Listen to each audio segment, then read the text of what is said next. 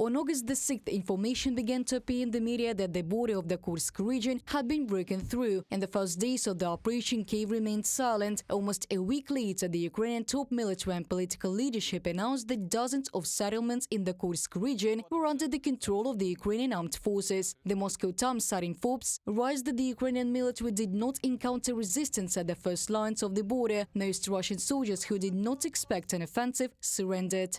As they advanced, the Ukrainian armed forces units began to dig in and wait for a retaliatory strike from the Russian armed forces, which again to their surprise did not follow. However, Russian aircraft began to drop gliding bombs on them, and Lancet attack drones also appeared. The Ukrainians suffered losses in manpower and Western equipment, but continued to move forward, writes the Moscow Times.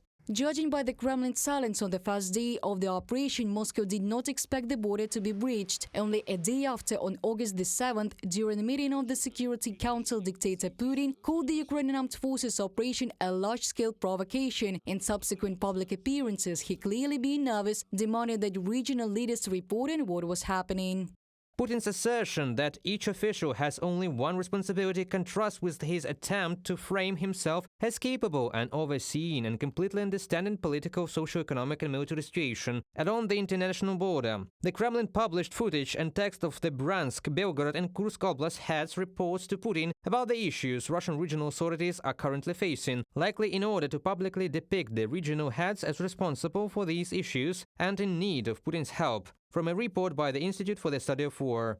In 2.5 years of warfare, it was an unprecedented Ukrainian incursion into Russia. Putin told the Kremlin meeting that it was another major provocation by Kyiv. The region's acting governor declared a state of emergency, describing the situation as very difficult. Above all, it was humiliating for a Russian state that prides itself on protecting the motherland, CNN writes.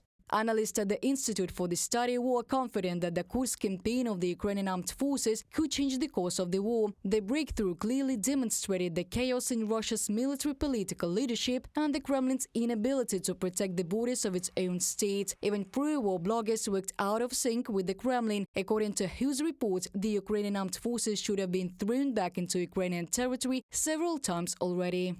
Ukrainian forces appear to be advancing further within Kursk Oblast despite recent Mill blogger claims that Russian forces were stabilizing the front line in Kursk Oblast. Russian Mill bloggers claimed on August 11th that Ukrainian offensive actively decreased in Kursk Oblast. However, a prominent Kremlin-affiliated Mill blogger refuted these claims on August 12th and noted that Russian forces are far from stabilizing the situation. From a report by the Institute for the Study of War. My best guess is that Ukraine, on the one hand, wanted to push back against Russia, perhaps to increase any leverage that they might have in any upcoming negotiations.